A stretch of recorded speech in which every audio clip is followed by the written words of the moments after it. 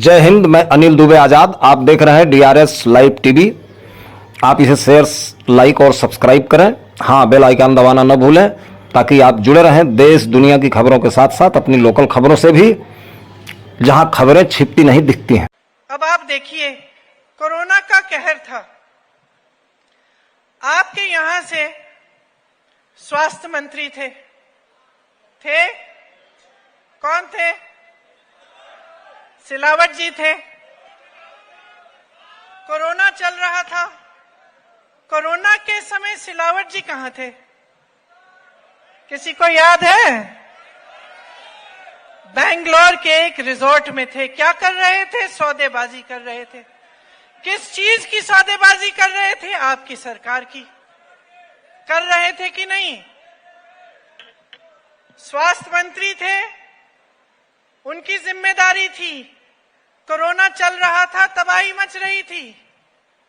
हर जगह आप ऑक्सीजन के लिए तरस रहे हैं, वो बेंगलोर में बैठे सौदा कर रहे हैं। उनकी जिम्मेदारी थी। जब वो शुद्ध के लिए युद्ध का जो आपने छेड़ा था कमलनाथ जी, नारा कि मिलावट रोकनी है, सिलावट जी क्या कर रहे थे? सरकार में मिलावट लाने की बात कर रहे थे। तो अच्छा हुआ चले गए, अच्छा हुआ चले गए, क्योंकि ऐसे नेता जो आपके जनमत को पैसों और धन को इस्तेमाल करके आपके जनमत को बिगाड़कर एक ऐसी सरकार ला सकते थे आपके प्रदेश में जो आपका नुकसान करे, अच्छा है दूसरी पार्टी में चले गए। और शायद अगर आप अपना वोट विवेक से देंगे तो और अच्छा होगा, वो थोड़ा सा सबक भी सीख लेंगे। थोड़े दिनों सत्ता से बाहर रहे, हर नेता की सेहत के लिए बहुत अच्छा होता है, तभी तो सीखते हैं नेता। तो मैं आपको गांधी जी की बात कर रही थी, मैं आपको परंपराओं की बात सुना रही थी। किस लिए? क्योंकि देखिए, जब प्रदेश को चलाना होता है, देश को चलाना होता है, तो हम एक ऐसी सरकार चाहते हैं जिसके कुछ आदर्श हो, असूल हो और एक नजरिया हो कि देश प्रदेश के लिए क्या करना चाहते हैं।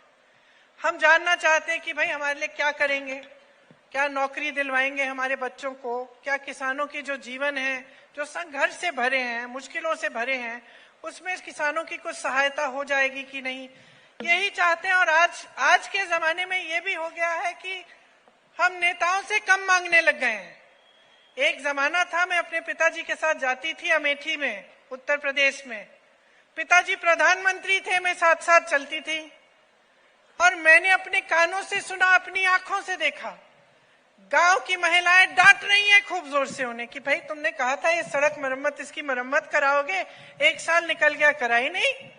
डांटती थी, बहुत मांगती थी, कहती थी पानी दिलवाओ, हमारा स्कूल ठीक करवाओ, यहाँ पे शिक्षक नहीं आते, शिक्षक को भेजो, यहाँ पे कोई उद्योग लगवाओ, बड़ी बड़ी पाठशालाएं चाहिए हमें, मांगते थे।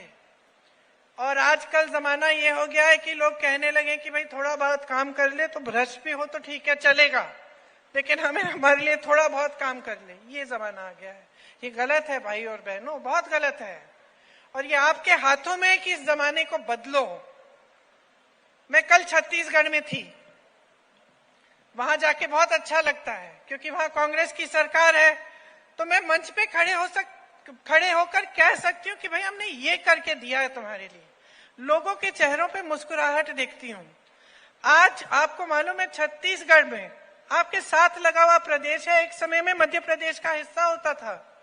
छत्तीसगढ़ में सबसे कम बेरोजगारी है, कांग्रेस की सरकार है, सबसे कम बेरोजगारी है। और जो पलायन करके जाते थे वो आज सोच रहे हैं कि भाई शहर में क्या कर रहे हैं, हम अपने घर चले जाते हैं, वहीं रोजगार मिल जाएगा, वहां रोजगार मिल रहे हैं। और बगल में आपका मध्य प्रदेश, 18 सालों से भाजपा की सरकार है। कोई बताएगा पिछले 3 सालों में कितने रोजगार दिए हैं? यहाँ मेरे नौजवान भाई बहन बैठे हैं, किसी को रोजगार मिला? कैसे मिलेगा? 21 रोजगार, सिर्फ 21 रोजगार दिए हैं 3 सालों में। बहनों सोचो, इतना बड़ा प्रदेश है, 21 रोजगार सरकार ने दिए हैं। तो जो रोजगार, जो पद खाली हैं वो भरे ही नहीं हैं। आप हर स्तर पे देखिए। ये बात मैं कल छत्तीसगढ़ में भी करके आई हूं कि मध्य प्रदेश को देखिए। मध्य प्रदेश में स्वास्थ्य की जो व्यवस्था है उसके हर स्तर पर 90% तक पद खाली पड़े हैं। विश्वविद्यालयों में पद खाली पड़े हैं, शिक्षकों के पद खाली पड़े हैं, नौजवान बेरोजगार हैं, पढ़े लिखे हैं सारे। आज के जमाने में ऐसा कोई नौजवान नहीं है जो पढ़ा लिखा नहीं है, क्योंकि आज के जमाने में चाहे गरीब हो, चाहे किसान हो, चाहे मजदूर हो, वो मेहनत इसलिए करता है अपने बच्चों को पढ़ाने के लिए। सही बात है कि नहीं बहनें? आप रोज जब खेती में जाती हो, मेहनत करती हो, घर आती हो थकी हुई, फिर भी खाना बनाती हो, सबकी परवरिश करती हो, जब सब सो जाते हैं तभी सोती हो। किस लिए करती हो? अपने लिए तो नहीं। जिस दिन मजदूरी दिहाड़ी नहीं मिलती उस दिन भूखे पेट कौन सोता है? आप ही तो सोती हो ना, बाकी सबको खिला के सोती हो ना। किस लिए? अपने बच्चों के लिए, अपने बच्चों की परवरिश के लिए, कि अपने बच्चों का भविष्य मजबूत बने, अपने बच्चों को पढ़ाने लिखाने के लिए। और स्थिति क्या है? यहाँ आपके प्रदेश में 7,000 से ज्यादा पाठशालाएं बंद हो गई हैं इनके राज्य में। वहां छत्तीसगढ़ में बगल में नई नई पाठशालाएं बन रही हैं। हर जिले में उन्होंने पाठशाला इंग्लिश मीडियम बनाया है। कह रहे हैं कि अगर सरकार वापस आएगी तो कांग्रेस पार्टी कह रही है कि जो भी जितनी भी सरकारी पाठशालाएं हैं उनको अपग्रेड किया जाएगा, इंग्लिश मीडियम बनाया जाएगा। बहुत बड़ी बात है। और यहाँ पाठशालाएं बंद हो रही हैं, वहां नए नए उद्योग बन रहे हैं, यहाँ उद्योग बंद हो रहे हैं। यहाँ पे बैकलॉग, भर्ती के बैकलॉग, यहाँ पे सब घोटाले पे घोटाले पे घोटाला हो रहा है। एक लंबी लिस्ट है। मेरे साथी हैं बोलते हैं हमेशा पढ़ लीजिए ये लिस्ट, इसमें 250 करोड़, 1300 करोड़, 300 करोड़। मैंने कहा लोग क्या सुनना चाहते हैं भाई, कि इतने हजारों करोड़ उनसे लूटे गए हैं। तो मैं ये आंकड़े पढ़ के क्या बताऊं? लोग तो जान रहे हैं ना, लूटे तो इन्हीं से है। संपत्ति तो आपकी ही है जो लूटी गई है। ये बात समझते हैं आप बहनें? समझते हैं आप कि सरकार के पास कोई अपना पैसा नहीं होता। सरकार में जो संपत्ति होती है वो किसकी होती है बताइए? जोर से बोलिए। आपकी संपत्ति होती है, आपकी संपत्ति होती है, सरकार की संपत्ति नहीं होती। तो जब हम सुनते हैं कि लूट हो रहा है, भ्रष्टाचार हो रहा है, फलाने ने हजारों करोड़ का घोटाला कर लिया, इसमें किसके हजारों करोड़ हैं? उनके तो नहीं है। लूट रहे हैं ना किसी से। किससे लूट रहे हैं? आपसे लूट रहे हैं। और अगर सही तरह से सरकार की नीतियां होती है ना, तो वो पैसे आपके जेब में वापस डाले जाते हैं। कैसे? स्कीम्स बनाकर, किसानों की मदद करके, महिलाओं की मदद करके, मजदूरों की मदद करके, रोजगार दिलवा के, इसी तरह से पेंशन दे के, इसी तरह से तो आपके पैसे आपकी जेब में वापस आएंगे। लेकिन मध्य प्रदेश की सरकार क्या कर रही है? आपके जेब से निकाल रही है और लूट रही है, भ्रष्ट है, बड़े बड़े उद्योगपतियों को आपकी संपत्ति दे रही है। और ये मत समझिए कि सिर्फ मध्य प्रदेश की सरकार कर रही है। ये इनकी नीति है, ये भाजपा की नीति बन गई है। 10 सालों से मोदी जी की सरकार है। आप 10 सालों में आप बताइए, ये कहते हैं ना, आपको ये कह रहा था 70 सालों में कुछ नहीं हुआ। मोदी जी स्कूल गए तो 70 सालों में अगर स्कूल नहीं था तो मोदी जी स्कूल कैसे गए? स्कूल भी कांग्रेस ने ही बनाया होगा। सही बात है। कह रहे थे कि कॉलेज भी कांग्रेस ने ही बनाया हुआ होगा जिसमें मोदी जी पढ़े। अब मुझे नहीं मालूम वो कॉलेज गए थे कि नहीं, लेकिन वो जो एंटायर पॉलिटिकल साइंस का उनका जो सर्टिफिकेट था ना, वो जरूर कांग्रेस के दिए गए कंप्यूटर पे छपा होगा। क्योंकि जब कांग्रेस पार्टी की सरकार थी, मेरे पिताजी प्रधानमंत्री थी और वो कंप्यूटर थे और वो कंप्यूटर लाना चाह रहे थे देश में, तो विरोध किसने किया? भाजपा ने किया कि भाई ये सब नहीं चलेगा देश में। आज देखो देश तकनीक में आगे कैसे बढ़ गया है। उसकी वजह से, क्योंकि बहुत सालों पहले, दशकों पहले किसी की सोच थी, अगर आज देश में IIM है, IIT है, एम्स जैसे बड़े अस्पताल हैं, किसी की सोच थी, नेहरू जी की सोच थी कि हम ऐसे ऐसे संस्थान बनाएंगे जिससे दशकों बाद लोगों का लाभ होगा, जिससे देश आगे बढ़ेगा, तरक्की होगी। लेकिन इनकी सोच कुछ अलग है। जो नेहरू जी ने बनाया, जो आपकी मेहनत से बना, जनता की मेहनत से बना, जहां से अच्छे अच्छे रोजगार मिलते थे, सब कहते थे ना एक जमाने में, आप अपने पिताजी से पूछिए, माताजी से पूछिए, एक जमाने में कहते थे हमें सरकारी नौकरी चाहिए, कहते थे कि नहीं? क्यों? सरकारी नौकरी में एक तो सुरक्षा मिलती थी नौकरी की, कोई ऐसे खदेड़ नहीं सकता था। दूसरा, 20 साल नौकरी करने के बाद एक अच्छा खासा पेंशन मिलता था। यही दो मुख्य वजह थे। और सरकारी नौकरी मिलती कहाँ थी? ऐसी संस्थानों में जहां पे, ऐसी कंपनियों में जो सरकार ने बनाई थी आपके लिए, रोजगार दिलवाने के लिए और देश को आगे बढ़ाने के लिए। आज जरा पूछिए ना, मोदी जी आते हैं तो, मोदी जी जो ये BHEL था, जिससे हमें रोजगार मिलते थे, जिससे देश आगे बढ़ रहा था, इसका आपने क्या किया? किसको दे दिया? बताएं मोदी जी, किसको दिया?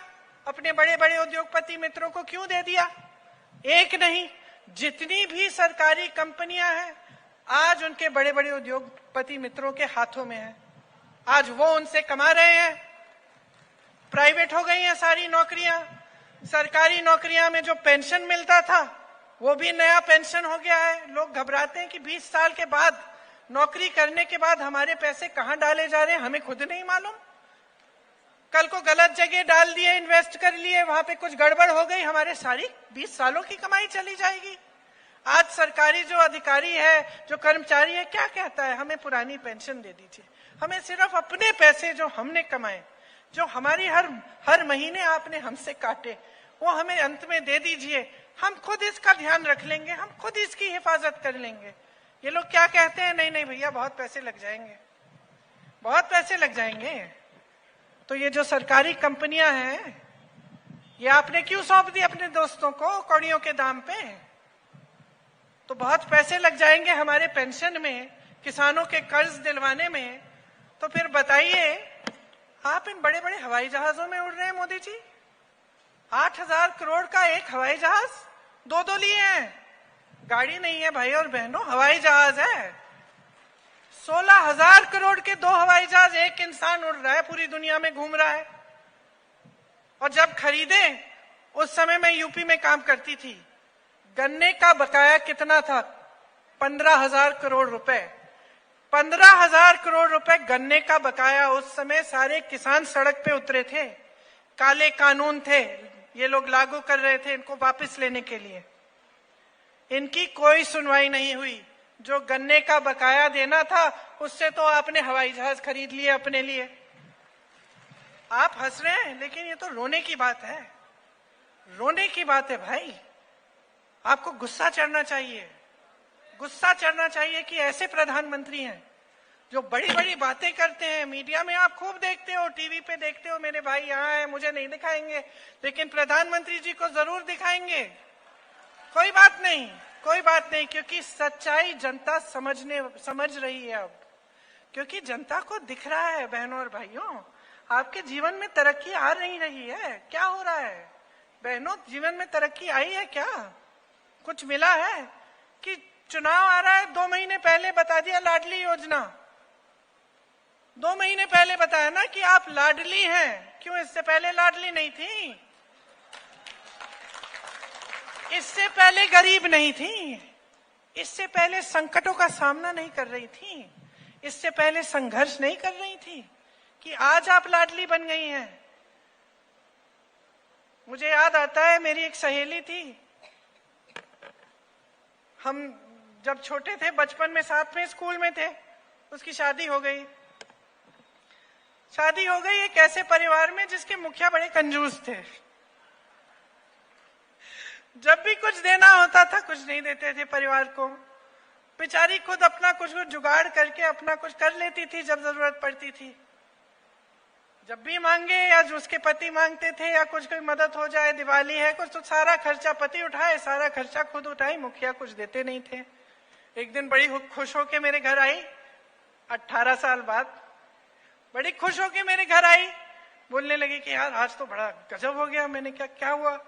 कहती है मेरे जो ससुर जी हैं उन्होंने कहा कि भाई खाता खोल दो, आज से हर महीने तुम्हें हम पैसे देंगे। कहानी है। अब बताओ बहनों, आपकी ऐसी सहेली हो जिसकी शादी ऐसे परिवार में हो जाए जहां मुखिया कुछ नहीं देता, 18 साल से बेचारी सर पीट रही है, खुद सारा जुगाड़ करती है अपने पति के साथ। 18 सालों बाद एक दिन मुखिया जाके बोले कि भाई तुम तो मेरी लाडली हो, आज से तुम खाता खोलो, तुम्हें मैं पैसे दूंगा। तो तुम क्या कहती उससे? क्या कहती? तुम यही कहती ना, ध्यान रखो इसमें कुछ चाल जरूर होगी, ससुर जी तुमसे खाता खुलवा रहे हैं, इसमें कुछ गड़बड़ तो जरूर होगी। कहती ना, कहती ना कि सावधान रहे मेरी बहन, कुछ गड़बड़ लगती है इस बात में, इतना खुश मत होना। वही कहने आई हूं मैं आपसे। मैंने सुना है बड़ी लाडली योजना चल रही है, चल रही ना, सावधान रहो मेरी बहन। जिसने 18 सालों के लिए आपके लिए कुछ नहीं किया ना, वो मुखिया चुनाव के पहले खाता खुलवा रहा है। कुछ चाहिए आपसे, चुनाव के बाद क्या होगा हमें पता नहीं। ध्यान रखिए इन बातों का। आपको एक ऐसी सरकार चाहिए जो सचमुच आपके लिए काम करे।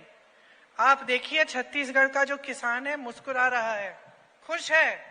अरे वन उपज के लिए 67 वन उपजों के लिए उसको न्यूनतम समर्थन मूल्य मिल रहा है। 2400 रुपए आज के दिन में धान के लिए मिल रहा है उसको, जो पूरे देश में कम है। मोदी जी के वाराणसी में 1200 मिल रहा है। मोदी जी छत्तीसगढ़ जाते हैं, बोलते मैं भेज रहा हूं। तो हमने पूछा भाई आप यहां भेज रहे हैं तो वाराणसी भी भेज दीजिए, वहां क्यों दे रहे हैं 1200? है कि नहीं? क्योंकि हर अच्छी चीज का श्रेय लेने वाले नेता जो काम खुद करते नहीं है, अपना मान सम्मान बढ़ाने का ही सिर्फ काम करते हैं, अपने बड़े बड़े हवाई जहाज, अपने बड़े बड़े उद्योगपति मित्रों को सक्षम बनाने के लिए काम करते हैं, वो जनता के लिए काम नहीं करते हैं। और जनता जब तक इस बात को पहचानेगी नहीं, गहराई से नहीं समझेगी, तब तक आपकी परिस्थितियां नहीं बदलेंगी। जो 18 सालों से आप भुगत रहे हो, जो संघर्ष आप कर रहे हो, जरा मुझे बताओ भाजपा का कौन सा नेता कर रहा है? कौन सा नेता कर रहा है ऐसा संघर्ष कर रहा है? खेती करता है, जब संकट आते हैं तो आपका हाथ पकड़ता है, आपकी सहायता करता है। यहां पे यूरिया के लिए जूझ रहे हो आप। मैं यूपी में काम करती थी, वहां मैंने खुद देखा, जहां से यूरिया बटना चाहिए वो जगह बंद, प्राइवेट वाला खुला है, यूरिया वहां से मिल रही है। और यहाँ लंबी कतार, मैं गई थी ललितपुर, इसलिए गई थी क्योंकि कतार में खड़े हुए एक किसान का, वो खड़ा था, घर नहीं आया 2 दिन के लिए, पानी पीने के लिए, खाना खाने के लिए, वहीं मर गया, वहीं गिर के मर गया। यूरिया के लिए कतार में खड़ा था। वही स्थिति क्या आज यहां नहीं है कि जब आपको जहां से मिलना चाहिए वहां से मिलता नहीं है, फिर आपसे पैसे मांगे जाते हैं? यही है ना स्थिति। वहां भी यही स्थिति है। वहां भाजपा की सरकार चल रही है। यहाँ पास में देखिए छत्तीसगढ़ में किसान खुश है। यहाँ किसानी खेती में रोजगार बढ़ रहे हैं छत्तीसगढ़ में। यहाँ से और मध्य प्रदेश में, उत्तर प्रदेश में लोग छोड़ के जा रहे हैं कि हम शहर में जाते हैं कहीं पे रोजगार मिल जाए। तो ये परिस्थितियां हैं।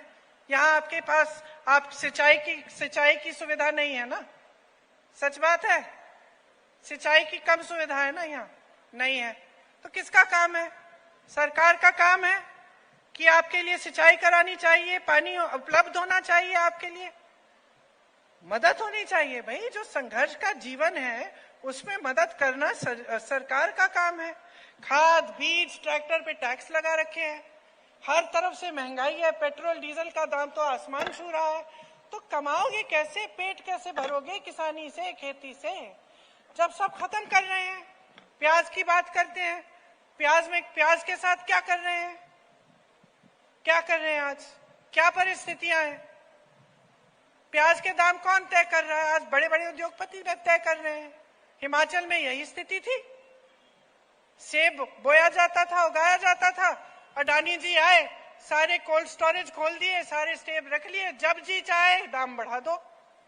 जब किसानों से खरीदो तो कम, फिर उसको रखो, उसके बाद जब बेचना है तो दाम बढ़ा दिया, तो किसान तो नहीं कमा रहा है। वही चीज प्याज के साथ हो रही है। तो आपके साथ हर स्तर पर छल हो रहा है। शिक्षा, जैसे मैंने कहा, अन्य प्रदेशों में जहां कांग्रेस की सरकार है वहां स्कूल बन रहे हैं, यहां स्कूल बंद हो रहे हैं। स्वास्थ्य, वहां पे दाई दीदी क्लिनिक चल रही है महिलाओं के लिए, महिला खुद चला रही है, यहाँ पे स्वास्थ्य की सारी सुविधाएं ठप। मेरी बहनें बैठी हुई हैं, बहुत बड़ी समस्या थी छत्तीसगढ़ में आवारा पशु की, यहाँ पे है। तो खेतों की पहरेदारी करते हो क्या रात को? क्या करते हो? हाँ, मचान लगाते हो, रात भर उस पे बैठते हो, पहरेदारी करते हो, रखवाली करते हो खेत की कि कोई जानवर आके चर ना जाए। यही समस्या छत्तीसगढ़ में थी। सरकार ने क्या कहा? इस समस्या को सुलझाना है, गौठान बनाए। कमलनाथ जी, आपने कहा कि आपने 1000 गौठान बनाए 15 महीनों में। छत्तीसगढ़ में 10,000 गौठान बनाने हैं। गौठान ऐसे बनाए जिससे स्वयं सेवा समूह की महिलाओं को रोजगार मिल रहा है। जो आवारा पशु था उसका कह दिया कि भाई अगर आप आवारा पशु को रखेंगे या गौठान में रहे तो हम आपको इससे गोबर खरीद के लेंगे आपसे।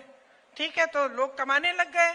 उसी जानवर से जो आवारा घूम रहा था, गोबर बेची, सरकार ने गोबर खरीदी, गौठान से रोजगार बनाया, स्वयं सेवा समूह को मजबूत बनाया, ग्रामीण रोजगारों को मजबूत बनाया, सबकी तरक्की हुई, समस्या भी हल हो गई। महिलाएं, मैं आपको क्या बताऊं बहनें, मैं ऐसी महिलाओं से मिली हूं जो 1 लाख से 6 लाख रुपए कमा रही हैं गौठान में काम करके, स्वयं सेवा समूह में। ये काम कर सकती है सरकार, अगर सरकार की नियत एक हो कि जनता का पैसा जनता की जेब में जाए। अगर सरकार की नियत ठीक नहीं है तो आपको लूटेगी और आपकी संपत्ति ले लेगी। सरकार की नियत ठीक हो तो जब समस्या उठती है, जब संकट होता है, उसका समाधान निकाला जाता है, और ऐसे समाधान निकाला जाता है जिससे आपका विकास हो। तो ये सब बातें मुझे आपसे करनी थी। बहनों, आप जानती होंगी कि आपके लिए जो कांग्रेस यहाँ पे कह रही है कि एक पूरी तरह से एक सुरक्षा चक्र बनाएगी आपके लिए, जिंदगी के हर मोड़ पर कांग्रेस का हाथ आपके साथ रहेगा। जैसे लड़की पैदा होती है तो उस समय आपको 2.5 लाख रुपए दिए जाएंगे आपकी मदद के लिए, उस बच्ची की सहायता के लिए। बेटी के स्कूल जाने पर 500, जैसे मैंने कहा, 500 से 1500 रुपए हर बच्चे को मिलेंगे। फिर बेटी की शादी होगी तो आपको 1,01,000 रुपए उस मौके पे मिलेंगे, ताकि आप अपनी बेटी की शादी के लिए अच्छे बंदोबस्त बना पाए। गृहस्थ महिलाओं के लिए हमने कहा है कि हर महीने 1500 रुपए आपके खाते में डाले जाएंगे, और वृद्धावस्था में आपको 1200 रुपए का वृद्धा पेंशन मिलेगा। तो ये एक सुरक्षा चक्र है, क्योंकि हम जानते हैं कि सबसे ज्यादा बोझ तो आप ही उठा रही हो, समाज का बोझ, परिवार का बोझ आप ही उठाती हो, और सबसे कम सहायता आपको मिलती है। आज देखो महंगाई कितनी हो गई है, दिवाली आ रही है, धनतेरस आ रहा है, आपको बर्तन खरीदने हैं, घर पे मेहमान आ रहे हैं, लिपाई पुताई करानी है, कुछ मेहमानों के लिए बनाना है। दिल में घबराहट हो रही है कि दुकान जाऊंगी, इतनी महंगाई है, कैसे खरीदूंगी, कैसे बनाऊंगी, क्या करूंगी, दिवाली के लिए दिए खरीदने हैं। तो ऐसी स्थिति नहीं होनी चाहिए कि हर चीज पे जीएसटी है, बर्तन महंगे हो गए हैं, गैस का सिलेंडर इतना महंगा हो गया है। ये चुनाव की पहले की बातों में आप मत पड़ो। आप ये देखो कि आपका जीवन कैसा रहा है।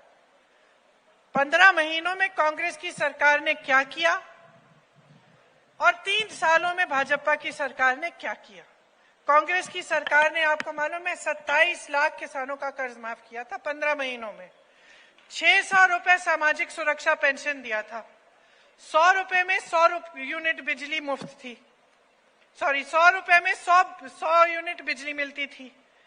1000 गौशालाओं का निर्माण किया। 12,000 बर्तन बैंक बनाए। भोपाल और इंदौर में मेट्रो रेल का प्रोजेक्ट शुरू किया। ओबीसी आरक्षण को 14% से 27% किया। आर्थिक रूप से जो कमजोर सामान्य वर्ग था उसको भी 10% का आरक्षण दिया। ये 15 महीनों का काम है। अब आप खुद तुलना करिए कि 3 सालों से इनकी सरकार चल रही है, मात्र 21 इन्होंने रोजगार दिए हैं। स्वास्थ्य की सुविधाएं ठप, शिक्षा की सुविधाएं ठप, रोजगार नहीं मिल रहे, किसान परेशान, जूझ रहा है, रो रहा है।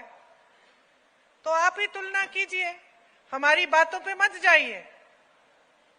हम भी एक राजनीतिक दल के नेता हैं, हम अपने पक्ष में बोल रहे हैं। आपको लगता है कि ठीक है, ये तो बोलेंगे ही, ये तो आलोचना करेंगे ही भाजपा की, तो आप खुद अपने अनुभव को देखो ना। पिछले 3 सालों में, इससे पहले 15 सालों में आपका अनुभव क्या रहा है? क्या तरक्की हुई है कि नहीं? अगर इस सवाल का जवाब यह है कि तरक्की नहीं हुई है, बताओ मुझे क्या जवाब है इस सवाल का? हुई है तरक्की? नहीं हुई? जोर से बोलो। नहीं हुई ना? तो फिर सही जगह अपना वोट दो। छत्तीसगढ़ जैसे विकास हो रहा है छत्तीसगढ़ में तेजी से, वैसे मध्य प्रदेश में कराओ। राजस्थान में विकास हो रहा है, जनता खुश है, मुफ्त इलाज होता है, वहां भी तमाम स्कीमें हैं आपको मजबूत करने के लिए, गांव को मजबूत करने के लिए, पंचायतों को सशक्त करने के लिए, आपकी शक्ति आपके हाथों में देने के लिए। जो गांधी जी का सपना था, जो इंदिरा जी का सपना था, क्यों पट्टे दिए आपको? क्योंकि समझती थी कि आपका अधिकार है, समझती थी कि ये आपका अधिकार है, आपकी जमीन है, आपका देश है, आपका प्रदेश है। तो सोच समझ के अपना वोट दो, बस इतना ही कहूंगी मैं। जागरूक बन के अपने विवेक, बहनों याद रखो मेरी बातों को। लाडली योजना के पैसे खाते में आने दो, बहुत बढ़िया, 2 महीने के लिए, अभी 5-6 दिन है और आने दो। आ गए तो अच्छा है, जिसके आए, क्योंकि सबके भी नहीं आ रहे हैं, सबके नहीं आ रहे हैं, शायद 40% महिलाओं के, लेकिन अगर आ रहे हैं, सोचो क्यों दिए जा रहे हैं। अपने वोट को किसी को खरीदने मत दो, ये बहुत कीमती चीज है बहनों, बहुत कीमती चीज है, इससे भविष्य बनेगा आपके बच्चों का। सोच समझ के दो, ऐसी पार्टी को दो जो दिल से, जी जान से आपके लिए काम करने के लिए तैयार है। और मैं दावे के साथ कह सकती हूं कि जब आप अपना विवेक इस्तेमाल करेंगे, जब आप सोच समझ के वोट देंगे, तब आप सिर्फ कांग्रेस को वोट देंगे।